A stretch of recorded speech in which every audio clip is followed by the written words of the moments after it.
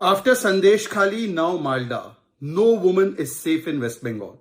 As per the media reports, the body of a 9th standard girl from the tribal community, half naked body, has been found in Old Malda Assembly. It is suspected that she has been raped and brutalized. This is not the first such instance in Malda. Just few days ago, there was another case where a 25-year-old with her body completely naked, raped, was found in Malda. And there are several such cases taking place. But unfortunately, today, Ma Mati Manush has been replaced by Bam Band and Balatkari Bachao, because the West Bengal government is trying very hard to save the Balatkari's right from Sandesh Khali to other instances.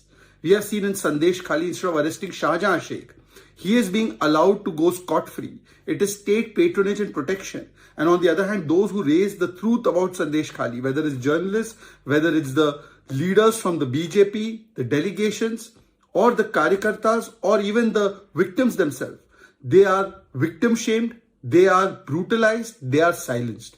The truth of Sandesh Khali is coming out day after day.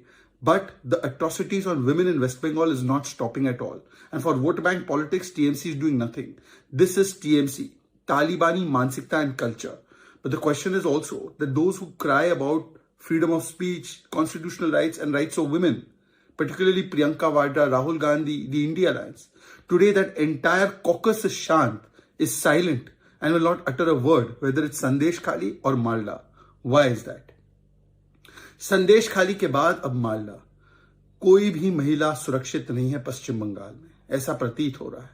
मां माटी मानुष नहीं, bomb blast और बलात्कारी बचाव बन चुका है।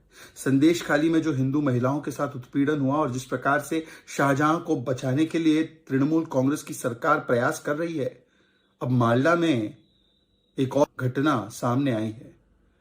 मालदा में जो एक वीडियो सामने आया है मीडिया के माध्यम से, जिसमें कि एक ट्राइबल बच्ची, 9th क्लास की बच्ची, वो दिखाई देती है किस प्रकार से उसका बलात्कार किया गया है और उसे बर्बरतापूर्वक मार दिया गया है। और ये कोई एक लौती ऐसी घटना नहीं है मालदा की। मालदा में ऐसी और भी घटनाएं हुई है। कुछ दिन पहले एक 25 वर्ष की लड़की की बॉडी रिकवर हुई थी, उसके साथ भी बलात्कार हुआ था। ये लगातार बलात्कार पर बलात्कार होते जा रहे हैं, महिलाओं को प्रताड़ित किया जा रहा है, परंतु तृणमूल कांग्रेस सरकार की प्राथमिकता शाहजहां को बचाना है। और अगर कोई संदेश खाली से लेकर इन बलात्कारों पर सवाल उठाता है तो उनके ऊपर इस प्रकार से हमला किया जाता है, चाहे वो पत्रकार हो, चाहे वो बीजेपी के डेलीगेशन हो, चाहे वो अन्य नेता हो, चाहे कार्यकर्ता हो, या चाहे वो पीड़िता हो। शाहजहां शेख को तो स्टेट स्पॉन्सर और स्टेट प्रोटेक्शन मिलता है, और जो लोग संदेश खाली के सत्य को उजागर करते हैं उनको जेल में डाला जाता है। यही हकीकत हो चुकी है। आज टीएमसी का मतलब तृणमूल कांग्रेस नहीं, तालिबानी मानसिकता और कल्चर बन चुका है। आज कोई महिला सुरक्षित नहीं है पश्चिम बंगाल में, परंतु जो महिलाओं के लिए, संवैधानिक अधिकारों के लिए अमूमन बोलते हैं, ऐसे राहुल गांधी, प्रियंका वाड्रा, इंडिया अलायंस के लोग, ये सभी लोग चुप है। ये चुप क्यों है?